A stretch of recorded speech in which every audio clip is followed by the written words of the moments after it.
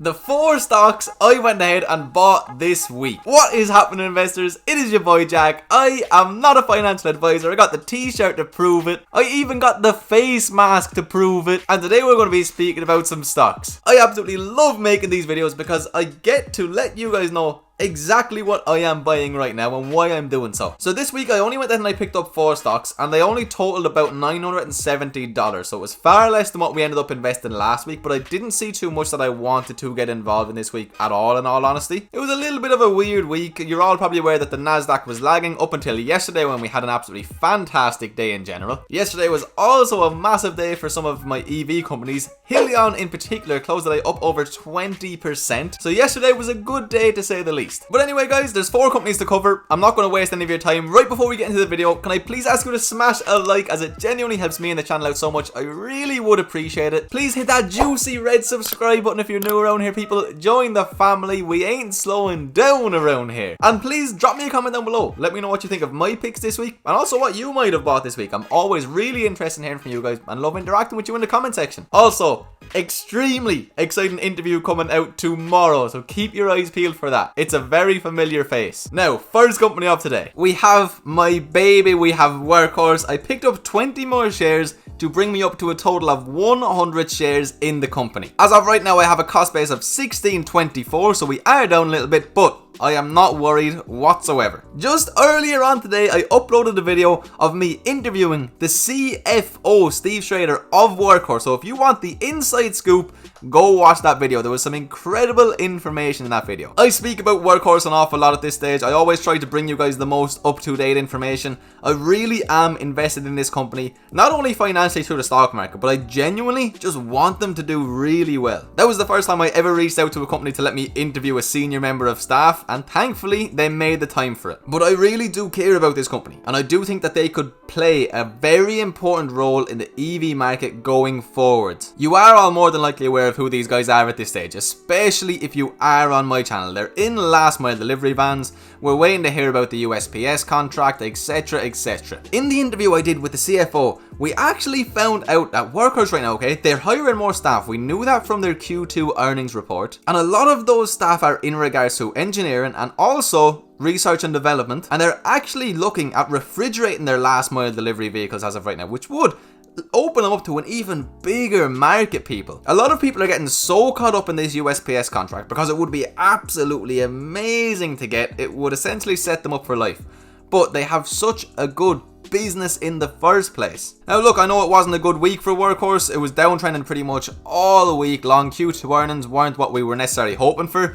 For me, I thought the earnings were absolutely fine, but some people weren't happy with them. But when you just look at the things this company has going for it right now, people, they qualify for the HVIP incentive being provided by CARB. They qualify to sell their vehicles in specific areas, California right now in specific, and companies can get a 50,000 monetary voucher towards the vehicle, which, let me tell you guys, will cover an awful lot of the vehicle cost. We don't know exactly what it is yet. I did try to ask Steve in the interview, but that's not fully disclosed just yet. But either way guys, $50,000 is going to be a massive chunk, especially when over the span of only a few years, using one of Workhorse's vehicles is going to save a company money. The upfront cost may be a little bit more than a standard ICE vehicle, but when you take this incentive into account, it is an absolute no-brainer. They now are going to be getting carbon emission credits for each vehicle they sold that will amount to about $200 to $300 of extra income. Now this won't be too important in the short term, but in the long term, it could make them a lot of money. It's made Tesla an awful lot of money, so who knows, that could be very important moving forwards. They are still telling us that we are on track to meet production targets of 300 to 400 vehicles delivered by the end of the year. They have amazing prospects, okay? They have proven that they have these vehicles. They have sold these vehicles. They have an absolutely fantastic management team. Guys, it just looks amazing to me. Honestly, I am finding it so difficult to not buy more of this company, but it's becoming a very large position in my portfolio, so I can't just go all in. With that being said, I would find it very, very unlikely that I don't pick up even more of these next week. I've literally been buying them every single week for months. That is Workhorse, people. Now do remember, of course, there are risks associated with the company. It's gone up an awful lot in the last 6 months, blah, blah, blah. I still love them to absolute pieces, but do your own due diligence. And of course, I will always be keeping you guys up to date with this company at least once a week. Generally on a Friday, I upload a Workhorse video right now. Okay, second company of today, Nio. This was a pretty crazy one, okay? I only picked up 10 more shares, and I bought them at about $13.60 a share, so a decent price point. If you're not aware, Nio reported a very promising Q2 earnings report. The main thing I was looking at in that report, okay, was the vehicle margins and also the vehicles delivered. Because keep in mind, guys, this is a growth stock, okay? It's not well established. It does have a history. It does deliver many vehicles, but it still ultimately is a growth stock. We can't value it the same way we'd value a lot of other massive big companies. After the Q2 earnings, okay, they were so good that pre-market shares were up, I believe, 9.5%. It was absolutely fantastic. And then the market completely changed direction. And I believe we closed the day down 8.5%. When I saw this, okay, I found a company that I've done due diligence in. I have researched, I believe in. I don't want it to take up the biggest portion of my portfolio, but when I see news this good and a stock lose so much value, I had to buy a little bit more. I honestly didn't want to buy any more EV this week whatsoever. It was only 10 shares, it's not very much whatsoever. I do now have 60 shares in the company. I think I'm up only about 2 or 3%.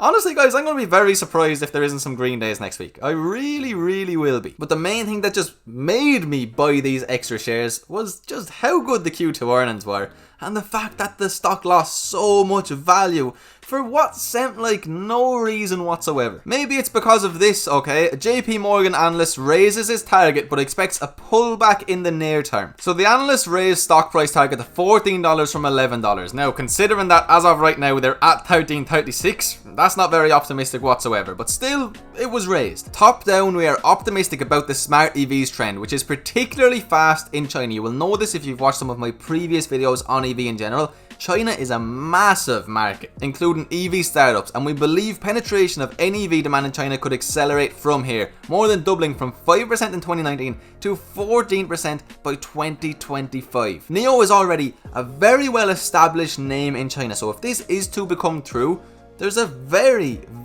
bright future for Nio, both short term and long term. Now, I wouldn't necessarily disagree in regards to there could be more of a pullback. I would believe it. It is definitely a possibility. That's why I'm not buying very heavily right now at all, because ultimately I would be very happy to own more Nio if there is a considerable pullback. If there is this 10 to 20% pullback, that, let's not kid ourselves, is a possibility. I mean, on the 1-1 chart we see it here, the span of a few days down 20%. It proceeded to go back up 15% the next day. Then it went back down over the span of a few days, 8%, okay? Then it shot back up in value, 20%.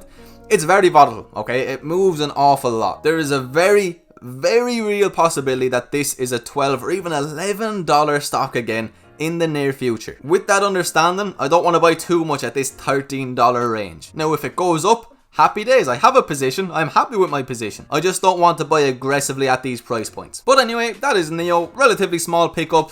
Fine, it is what it is. It's another EV company that I like. One thing I have to say that I quite like about Nio right now as well is, okay, we're not waiting for a merger, okay? We're not waiting for a contract. We're not waiting for production. With Workhorse, Nikola, Helion, a lot of the other big EV names right now, we're waiting for something to happen, and that is going to lead to absolutely insane volatility. With Nio, we're not necessarily waiting for one big thing to happen. That was just something I wanted to get out there. Okay, we've 2 more companies to cover. So the first one we have is Google. I had spent a very small amount of money this week before I bought these next 2 companies. It was literally just a little bit in Workhorse and Nio. Now with Google, I just bought 0.2 of a share. That is what, maybe just over $300 altogether. It's still not even in my top 5 companies, which for me, somebody who absolutely loves tech, loves massive tech, you know, it's not my biggest position, but I do think that Google has somewhat lagged behind. I mean, on the 6-month chart, Google is at dead break even pretty much. If we look at Facebook, Apple, Amazon, those companies have all gone up in value considerably. And I just find it quite odd, in all honesty, that Google is lagging behind a little bit. I know it hasn't necessarily done anything particularly special, but around this price point, I'm quite happy to pick up some more. And Google is a company that quite often has its ups and downs. We can see that if we look at the 5-year stock chart. So again, If ever it does take a considerable dip, I'll buy more, but even as of right now, I just think it's come down enough to justify buying a little bit. No particular news, no anything like that. I am not trying to put too much money into these companies right now with the whole antitrust issue that is going on. Ultimately, I don't think it's going to have the biggest effect, but I just think it would be a little bit silly of me to go in really heavily on the companies that are being associated with that right now. Now, one thing that could be happening is that Google's Q2 earnings didn't light a fire for shares for the stocks either. Google's digital advertising revenue fell as expected amid the Roni. YouTube's ad revenue growth came in light in the second quarter, while cloud computing revenue growth slowed from the previous quarter. So all in all, it's not that it was a bad quarter, it was just a little bit worse than expected. It was a little bit slow. In the June quarter, Google bought $6.9 billion of its own stock versus $8.5 billion in the first quarter. But right now, I just think it's good value essentially. It's a company that I do think is destined to go up in the next 5 years slowly but surely. I think everybody would be very surprised if you did not make decent money on Google in the next 5 years. In the last 5 years, we went up 120%. And if you go back a little bit further to the last 10 years, it's up 525%. I don't think Google's going anywhere anytime soon, guys. You know what I mean? I think the longer you hold this stock, the more likely you are to make very nice money on this stock. With that being said, I do think there are better big tech companies out there that provide safer and bigger returns. Facebook and Apple being probably my two favorites right now, and then Amazon, then Google comes in. But still, I want to have some more money in this company just because I think it's at good value. Okay, and then we just have one more company. So we have Microsoft stock, okay, one of the big tech companies, not a FANG stock, but one of the very big tech companies who isn't involved in the antitrust issues that are going on right now. I just bought one more share, I think it was about $210, and I now own 5 shares in Microsoft altogether. So unlike Google, Microsoft has had a good 6 months, okay? As of right now, up 12.6%, which no doubt about it, good 6 months given the times we're in right now. 5-year chart's been absolutely incredible, up over 340%. Now this is actually a relatively exciting piece of news, okay? Microsoft set to launch Surface Duo at $1,399 and the stock is up. Recently unveiled Surface Duo, a smartphone with dual displays connected by a 360-degree hinge. The foldable device will initially be available in the US market on September 10th. Now honestly guys, I don't know if this is going to do very well. I don't know if it's going to, provide much competition to, let's say, iPhone. But nonetheless, it's significant news. It is big news. So to me, it seems like a work phone, okay? Surface Duo dual screen device is designed to enhance productivity on compact and sleeker mobile form factor. The device is based on the concept of bringing the gap between smartphone, laptop and tablet and enables seamless multitasking without switching between devices. So if you have a dual monitor set up, you're on a call on this one, you have information on this screen, now you could just potentially do that on your phone. Is it going to be worth $1,400? I'm not really sure about that, guys. This definitely wasn't the reason I invested. It's definitely not a bad thing. I mean, anything that can bring extra revenue to the company is a good thing, but it's not something I got super excited about whatsoever. Another company who just had an absolutely fantastic second quarter. Revenue increased $4.4 billion or 14%, driven by growth across each of our segments. Intelligent cloud revenue increased, driven by server products and cloud services. We all know just how big the cloud is getting right now, and I don't think anybody expects that growth to slow down anytime in the near future as more people work from home. Gross margin increased $4.5 billion or 22%. Operating income increased $3.6 billion or 35%. So look, it was a really good second quarter, and to be honest, I don't think it was priced in. Not a lot has really happened. If we look on the monthly chart, we're pretty much exactly where we were 1 month ago, people. We've had our ups and downs. We've been hovering kind of between $200 to $215, and honestly I'll be surprised if there isn't a decent jump in Microsoft relatively soon. Now again, Microsoft, I don't think it's a company I'm going to make hundreds and hundreds of percents on in a matter of a couple of years. I don't, but what I do think it is a relatively safe play on big tech that should go up in value the longer that I hold this stock. And again, it was only one share, not the biggest addition in the whole wide world by any means. But yeah. But guys, there we have it. That is all of the stocks I bought this week. We put in just less than $1,000 more or less altogether. I'm trying to get more and more cash heavy as time goes on so that I can really take advantage of situations that are to arise in the future. So I probably will have a couple of smaller weeks in between one bigger week when I really do see an opportunity I really want to be able to grab. Because ultimately my goal right now is to get as much money into really strong companies as possible. Start really building my portfolio up. And I know a lot of people are asking for a full portfolio reveal. and I really want to do one. But the thing is, I do plan on changing a few things in my portfolio. It's in the works. So I don't want to release an update video until I've made those changes, until I've made those updates and somewhat restructured my portfolio, because I want that video to be really useful, really helpful, and give you guys an idea of what I'm actually doing and what my investment strategies really are. So hopefully you guys can just hang patient there.